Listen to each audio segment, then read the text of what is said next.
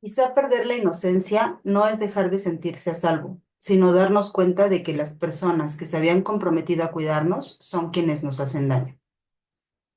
Hace ya varios meses, Carlos y Giorgio me invitaron a participar en este retiro, y desde entonces he estado dudando y pensando cómo participar y cómo compartir mi experiencia sobre el abuso, que es el argumento que más he trabajado personal y profesionalmente desde hace muchos años. Agradezco que pensaran en mí para que pueda compartir con ustedes mi experiencia. Hace no mucho me convertí en madre y ese es el motivo por el que hoy no puedo estar con ustedes, pero también me dio la posibilidad de encontrar una faceta del complejo fenómeno que es el abuso en las relaciones de poder. Espero que para este momento ya hayan hablado de las relaciones de poder y su estrecha relación con el abuso, y lo fácil que sin siquiera percatarnos puede derivar en violencia. Las relaciones de poder y la violencia en nuestra sociedad son intrínsecas a nuestra vida y parte de nuestro día a día. Están en prácticamente todos los ámbitos de nuestra vida, en el trabajo, en las relaciones personales, en la escuela. La sociedad en general se estructura de manera jerárquica. Es tan común porque así está construida la sociedad o hemos construido una sociedad como nos enseñaron a amar. Puede ser que la pregunta sea un poco confusa ahora, porque ¿qué tiene que ver el amor con el poder o peor, con el abuso? Tal vez sea oportuno definir qué es el abuso de poder y los escenarios en los que se pueden dar. Si alguien ha hablado sobre el poder, es Foucault, quien amplió el concepto, dejó de ser un fenómeno que habita exclusivamente en las instituciones gubernamentales y lo planteó como algo intrínseco de los vínculos sociales, padres, hijos, profesora, alumna, médico, paciente, etc. Estas relaciones no son fijas, sino cambiantes y flexibles. Así, dependiendo de la relación y de la situación, podemos ser sujetos que ejerzan poder sobre otros. El poder, como la violencia, no son necesariamente malos, pues otorgan estructura y facilitan cambios necesarios para la vida y la supervivencia. El problema ocurre cuando hay un abuso. Estuve buscando una definición de abuso de poder y sus tipos, y remitían a términos jurídicos.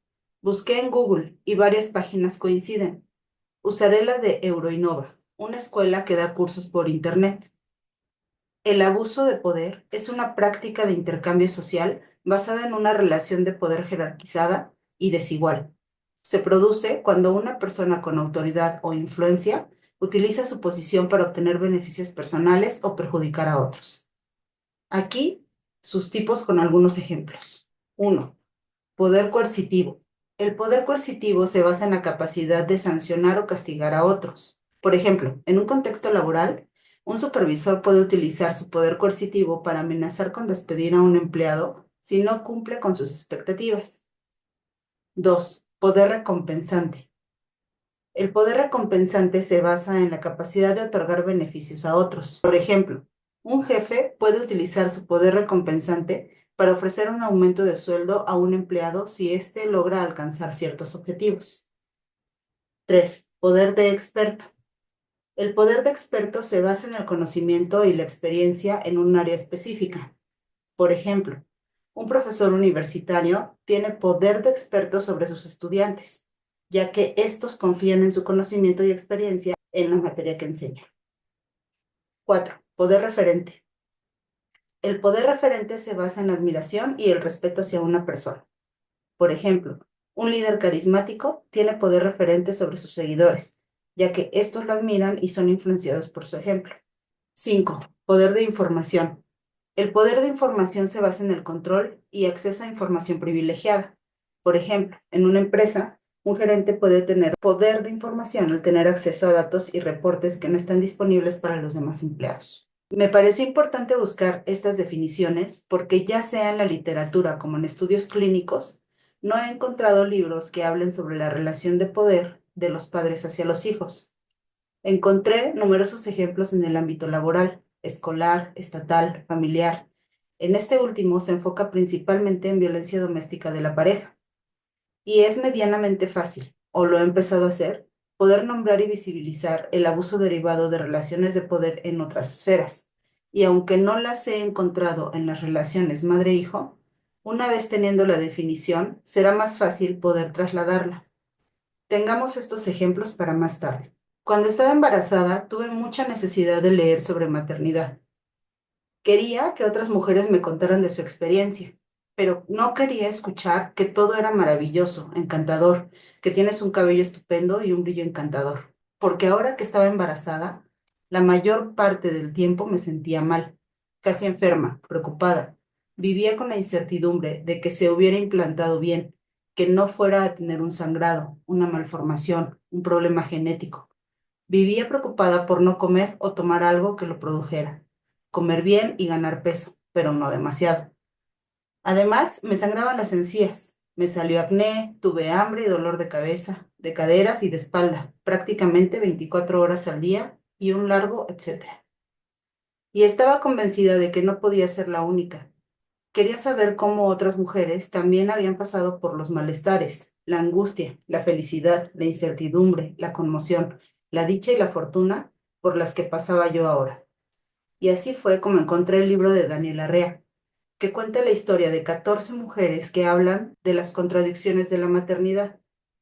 Fue un parteaguas, porque no solo supe que no estaba sola, sino que en sus historias pude verme reflejada como hija en los castigos, los golpes, las humillaciones, las omisiones. Solo que ahora era yo la que se ocuparía. Me tocaba a mí ser quien decidiera sobre qué es lo mejor para otro ser humano. La realidad es muy compleja y dos o más verdades que parecen oponerse pueden coexistir. Me dijo alguna vez un conocido, que seas paranoica no significa que no te estén persiguiendo. O como dice Daniel Arrea, esta, la maternidad es la doble condición.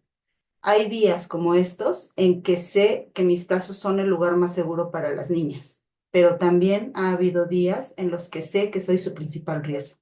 Descubrí que este lado oscuro de la maternidad es algo de lo que se habla poco. Les decía que hace no demasiado me convertí en madre y cuando se es madre ya no se puede volver a ser solo hija. Esa hija que se sabía absolutamente segura y a salvo y protegida en el regazo de su madre. ¿Por qué?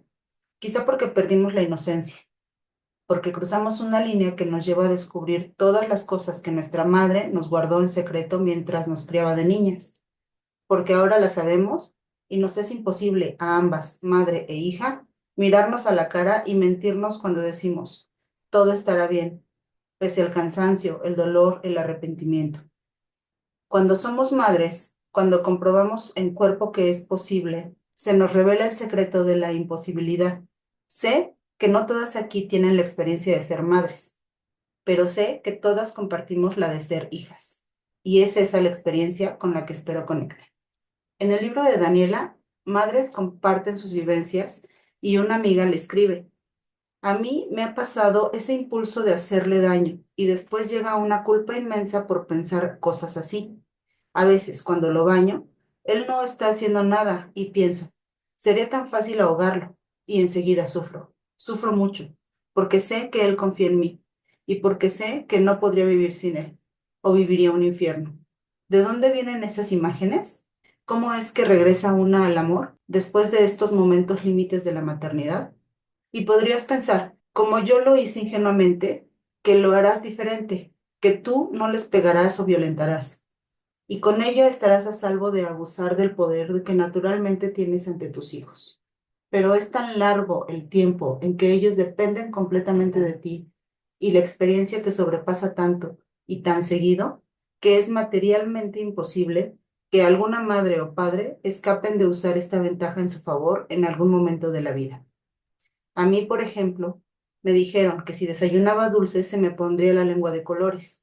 Y por más inocuo que sea, es una mentira que sirve como forma de control que sirvió exclusivamente a mis padres. ¿Qué mentira les contaron que influyó en su vida, incluso fuera de casa, hasta que se dieron cuenta de que era un invento de sus progenitores? Volvamos a las definiciones y ejemplos de hace un momento. Es poco probable que se piense en madre e hija, pero analicemos de nuevo uno por uno. Uno, poder coercitivo. El poder coercitivo se basa en la capacidad de sancionar o castigar a otros. Por ejemplo, una madre que te deja de hablar, te prohíbe salir, comer con la familia, hacer alguna actividad favorita, porque no respondiste o hiciste lo que esperaba, por mala calificación, etcétera. No hay nadie que tenga más poder que una madre con su hijo que vive bajo su casa y sus reglas. 2. Poder recompensante. El poder recompensante se basa en la capacidad de otorgar beneficios a otros. Por ejemplo, una madre que ofrece una salida, una ida al cine, un dulce si se termina toda la comida, que ella considera que es suficiente. 3. Poder de experto. El poder de experto se basa en el conocimiento y la experiencia en un área específica. Por ejemplo, una madre que miente para que no comas dulces antes de la comida, para que no tomes Coca-Cola o para que tomes el medicamento. No hay nadie que confíe en su conocimiento y experiencia más ciegamente que un niño en sus padres. 4. Poder referente. El poder referente se basa en la admiración y el respeto hacia una persona. ¿Quién admira más a una madre que sus hijos cuando son niños y quieren hacer e imitar todo lo que hacen los padres? 5. Poder de información. El poder de información se basa en el control y acceso a información privilegiada. Nadie tiene mayor información y control sobre ella que una madre. Ella sabe qué comes, cuándo comes, cuál es tu talla y toda la información que no sabe se le reporta sin ningún problema porque pueden pedirla sin cuestionamientos de la escuela, por ejemplo. Al parecer, los hijos tenemos todas las condiciones para que se dé el abuso de poder. ¿Qué nos mantiene a salvo de esa violencia latente entonces? Probablemente la creencia de que todo lo que hace nuestra madre lo hace por nuestro bien y porque nos ama, que sin importar los errores que cometa, hace lo mejor que puede y está bien. En psicoanálisis se dice que hay tres quehaceres imposibles de la humanidad: gobernar, educar y psicoanalizar.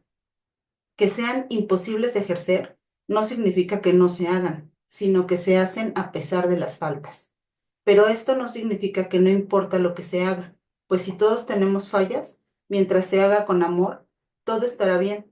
Significa que es necesario hablar de ello, visibilizarlo, nombrarlo, porque no hacerlo nos condena a la soledad, a normalizarlo y a la repetición.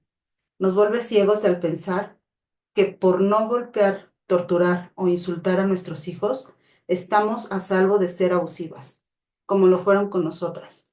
Porque como vimos, nunca se está más vulnerable y nuestra vida y seguridad depende tanto del juicio de otra persona que cuando se es niña. Porque como acabamos de ver, el abuso también es dejarle de hablar a un niño o dejarle tiempo fuera para que piense en lo que hizo. Quitar nuestro amor, aunque sea momentáneamente, o condicionarlo a que saquen buenas calificaciones o que se coman todas las verduras que hemos preparado para ellos. Ignorar su llanto o verbalizar que no es importante la razón por la que llora y que ya se le pasará. ¿Quién de niña no se ha sentido ignorada, no digna de amor, humillada? Claro, el problema de poder no es tenerlo, sino el abuso, la constante sistematización que se vuelve lo cotidiano cuando tenemos muchos recuerdos de esos abusos que se vuelven recurrentes. ¿Y cómo no hacerlo si probablemente es la única relación que por al menos 10 años existe una verticalidad unilateral, económica, de información, de admiración, de autoridad, de expertise, de referente? Y aunque ese abuso no sea estridente de violencia física o sexual, como hemos visto, es prácticamente imposible que en algún momento no se utilice ese poder para beneficio propio. Ahora sé que esto no es algo excepcional. No es que solo le ocurra a las madres descompuestas. Y tampoco es cierto que el amor lo puede todo. Nunca lo va a poder. Y nosotras tampoco. Es peligroso decirlo, porque entonces, si no cumplimos, que es seguro, tiene un costo personal y social muy alto, como dice Daniela. Y tampoco es verdad que todo lo que hacemos lo hacemos por amor. A veces también mentimos porque es más fácil para nosotras. A veces ignoramos porque estamos cansadas y queremos un minuto para nosotras. Manipulamos porque queremos un poco de reconocimiento. Golpeamos porque estamos sobrepasadas de tanta exigencia, soledad y agotamiento. Porque a veces no tenemos más recursos. Es verdad, ser madres es maravilloso, pero también es agotador. Ahora regreso a la pregunta. ¿Las relaciones de poder son intrínsecas en nuestra sociedad porque la cultura es jerárquica? ¿O hemos construido una sociedad donde las relaciones de poder son parte de nuestro día a día porque son constitutivas?